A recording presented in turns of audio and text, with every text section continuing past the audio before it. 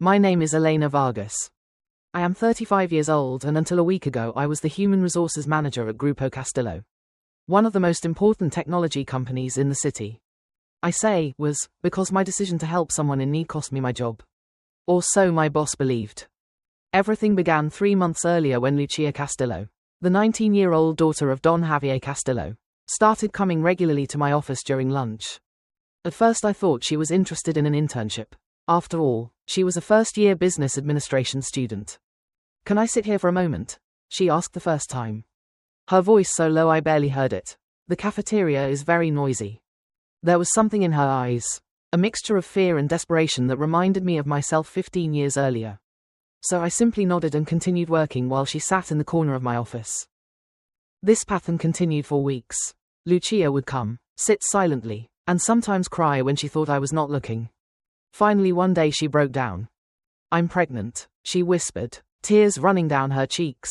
"And my father, he is going to destroy me." Don Javier Castillo was known for two things: his brilliant business mind and his explosive temper. He was a traditional man who controlled every aspect of his family's life, especially that of Lucia, his only daughter. "My boyfriend Mateo," Lucia continued. "He works in the IT department here. Father doesn't know we are together." "Mateo Herrera?" I asked, remembering the young programmer I had hired 6 months earlier. "He was brilliant, responsible, and genuinely kind." Lucia nodded. "We have been together for a year. He wants to do the right thing and marry me. But father has other plans. He wants me to marry the son of his business partner." I remained silent for a moment, processing the information. As Human Resources Manager, I knew this was more than a simple family crisis. It could affect the entire company. "How far along are you?" I asked gently. 3 months. I cannot hide it much longer.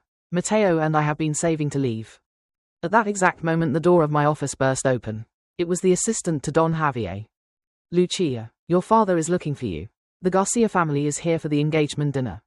Lucia's face turned pale. "I cannot do this." And then she fainted. What happened next was chaotic. I called the company infirmary while the assistant ran to find Don Javier. Mateo, who had apparently been watching over Lucia during her visits, appeared within seconds. "What is happening here?" The thunderous voice of Don Javier filled the office. "What is this employee doing touching my daughter?" "Mr. Castillo," I began, trying to stay calm, "your daughter needs medical attention." "Silence," roared Don Javier. "Step away from my daughter right now." But Mateo did not move. Instead he lifted Lucia into his arms just as she began to regain consciousness. "No," said Mateo with a firmness that surprised me. "Lucia needs me." "Lucia." Don Javier's voice became dangerously soft. "Daughter, tell me this is not what I am thinking. Tell me this employee has not been taking advantage of you." Lucia straightened in Mateo's arms. For the first time I saw in her eyes the same determination I had seen so many times in her father's. "Father," she said, her voice trembling but firm, "I am pregnant, and Mateo is the father." The silence that followed was deafening. I could see the storm forming on Don Javier's face, his fists clenching, his face reddening. He turned toward me, his voice shaking with rage. "You knew? You have been covering this up." Before I could answer, Don Javier exploded. "Security guards." 2 security guards rushed into my office. Jorge, the head of security who had been with the company for 20 years, assessed the situation quickly. "Remove this opportunist from my sight," ordered Don Javier, pointing at Mateo, "and call the police. I am pressing charges for harassment." "No," cried Lucia, stepping between Mateo and the guards. "Father, I love him. This is not what you think." Don Javier's laugh was bitter. "You are a naive child. This opportunist only wants to climb the company ladder." He turned toward me. "You are fired. You have been covering up this nonsense."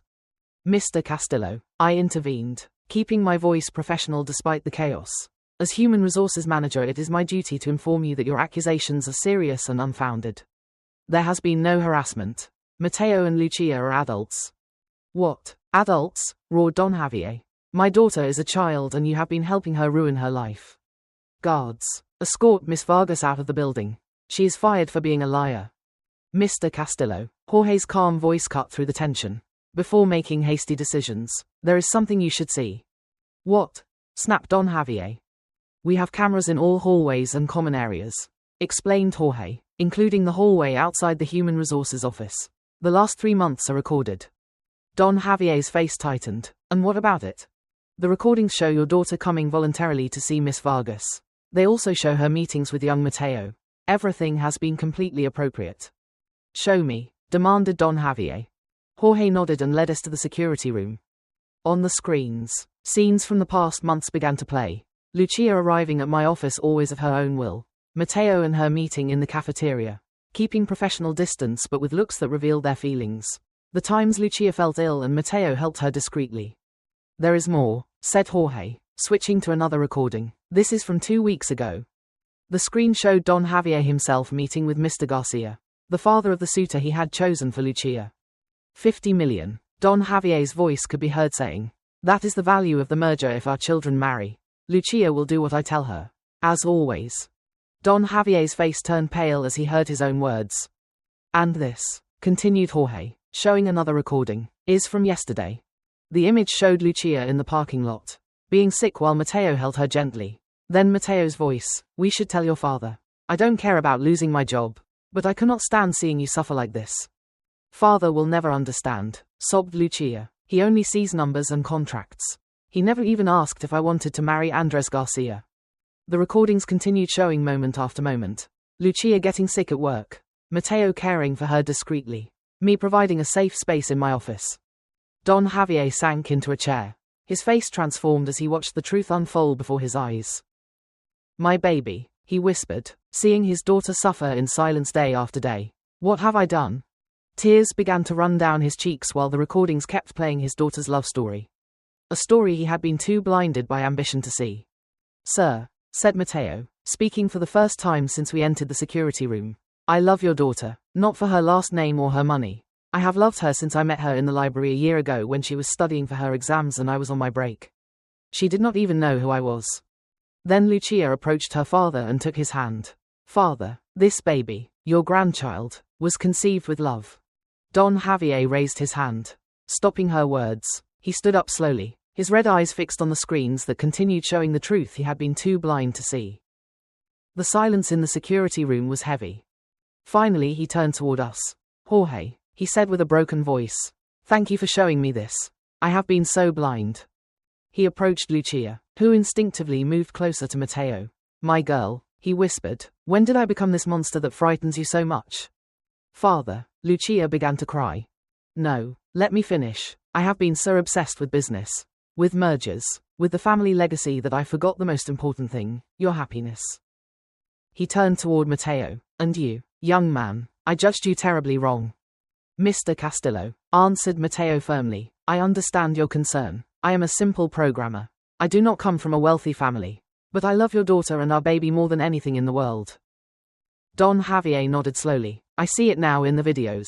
The way you care for her. How you respect her space in the office. How you worry about her well-being before your own job. He passed a hand over his face. You have been more of a father to my grandchild in these 3 months than I have been a father to Lucia in years. He turned toward me. And you, Elena, I owe you an enormous apology. You were not covering up anything wrong. You were protecting my daughter when I could not. I only did what any decent person would do. I replied. Lucia needed a safe space. Someone who would listen without judging. The following months brought significant changes at Grupo Castillo. Don Javier not only withdrew my dismissal but promoted me to Director of Organizational Development with the specific task of creating policies that promoted a more human and understanding work environment. Mateo proved more valuable than ever to the company. His latest software project had caught the attention of important international clients. I always knew you were brilliant, I told him one day. That is why I hired you. Lucia decided to finish her university career while working part-time in the company. Learning the business from the ground up, as it should have been from the beginning. Don Javier cancelled the merger agreement with the Garcias. Business is important, he announced in a board meeting, but not at the cost of my family's happiness.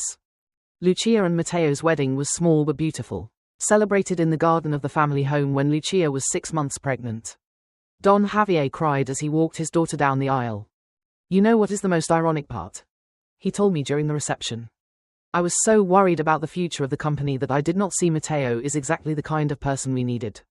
Not only for his talent but for his values. 5 months later little Sophia was born. The first time Don Javier held his granddaughter I saw something in his eyes I had never seen before. She is perfect, he whispered, gently rocking the baby, just like her mother. The change in the company was remarkable. Don Javier implemented more generous paternity and maternity policies, established a nursery in the building, and began evaluating people by their character and abilities, not by their origin or connections. 1 year after the incident, during little Sophia's first birthday party, Lucia hugged me with tears in her eyes. "Thank you," she said. "Without you, without your safe office, without your support, I don't know what I would have done." I smiled, looking at the small reunited family, Mateo playing with his daughter, Don Javier laughing genuinely, Lucia radiant with happiness. All we need is for someone to listen to us and give us the space to be honest. Don Javier approached with Sophia in his arms. "You know, I thought I was protecting the family legacy with that arranged marriage. But this," he signaled around him to the happy and united family. "This is the true legacy." Little Sophia grew up surrounded by love, with parents who adored her, a grandfather who had learned the most important lessons in life, and a family company that finally put people before profits. And I learned that sometimes simply doing the right thing, even when it seems risky at the moment, can trigger changes that benefit everyone. Every time I pass by my old office, now converted into a lactation and restroom for pregnant employees, I smile remembering how a moment of crisis transformed into an opportunity for positive change. As the company's new motto, suggested by Lucia, says, success is not measured only in numbers, but in the happiness of the people who make it possible. Thank you for listening to today's story. Don't forget to like, share, and subscribe to support the channel. See you in the next story.